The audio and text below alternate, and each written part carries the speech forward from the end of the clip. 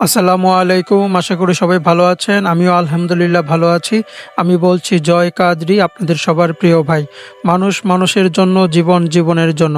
আমাদের ইসলাম ধর্মে সবচেয়ে ভালো কাজগুলোর মধ্যে অন্যতম হচ্ছে মানুষদেরকে খাবার খাওয়ানো। আজকের আয়োজনটি ঠিক সেটিই। আমরা অনেকগুলো মানুষের খাবারের আয়োজন করেছি, যেটি আমাদের ভৈরব কবরস্থানের সামনে।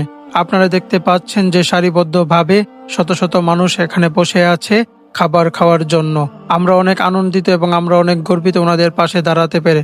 ওনারাও সবাই খুশি ভালো খাবার পেয়ে। আপনারা সবাই জানেন আমাদের ভৈরবের সবচেয়ে বিখ্যাত খিচুড়ি হচ্ছে মনচোরার খিচুড়ি। সেই খিচুড়িটি আয়োজনে ছিল আজকে, এবং প্রতিটি মানুষ খিচুড়ি খেয়ে অনেক আনন্দিত হয়েছে এবং তারা বারবার বলছে যে আজকে খুব ভালো খাবার খেয়েছে এবং খুব সুন্দরভাবে শৃঙ্খলার সাথে তারা খাবার খেতে পেরেছে। আপনারা যারা ভৈরব রেল স্টেশনে খাবার বিতরণ করতে যান, আপনারা জানেন ওইখানে খাবার দিতে গেলে কিরকম বিড়ম্বনায় পড়তে হয়।